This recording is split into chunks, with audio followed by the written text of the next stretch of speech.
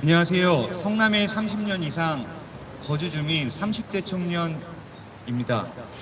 최근 대장동 사건으로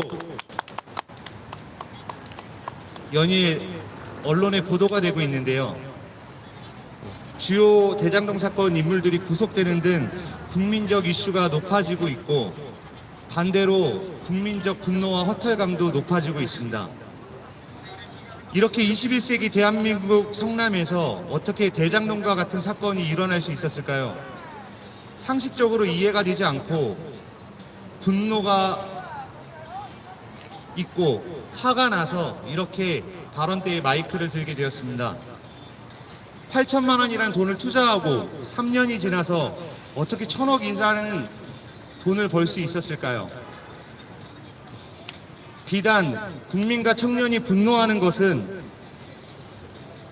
이런 특정 업체가 돈을 많이 받아서 분노하는 것은 아닙니다. 행정에서부터 공정입찰, 심사, 그리고 특혜, 문제가 되었을 때 검찰과 경찰의 부실 수사, 봐주기 수사, 압수수색 등을 보면 과연 공정과 상식은 있는가? 과연 정의와 평등은 대한민국에 있는지 의문이 듭니다.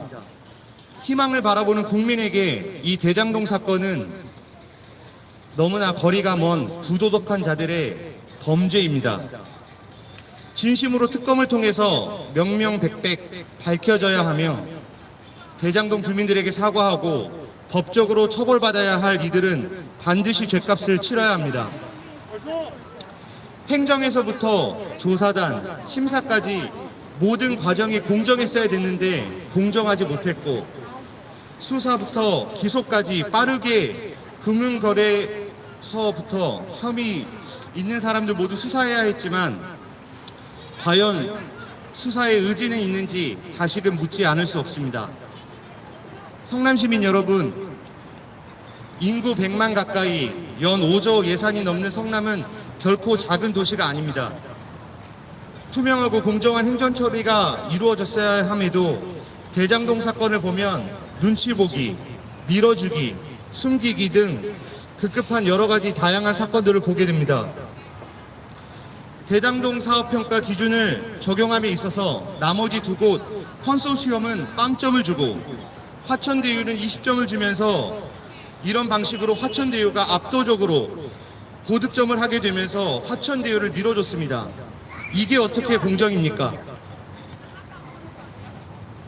성남의뜰 사업협약서가 전달될 때 초과이익 환수 조항이 들어갔는데도 이를 삭제하는 바람에 민간에 고수익을 받을 수 있게 특혜를 줬습니다.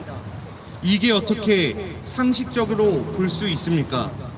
특검을 통해 대장동뿐만 아니라 판교, 위례 등도 반드시 조사해야 됩니다. 대장동 원주민들에게 사과해야 하며 피해 보상을 반드시 해줘야 합니다.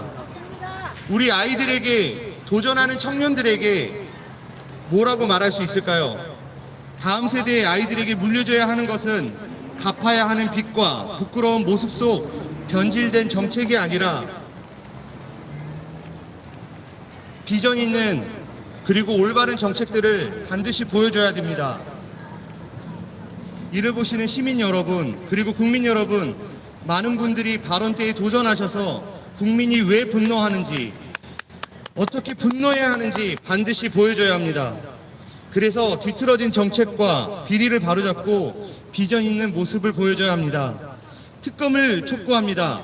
강력하게 요청합니다. 시민의 한 사람으로서, 또 한 청년으로서 우리가 외치는 소리에 귀 기울여 주시길 바랍니다. 감사합니다.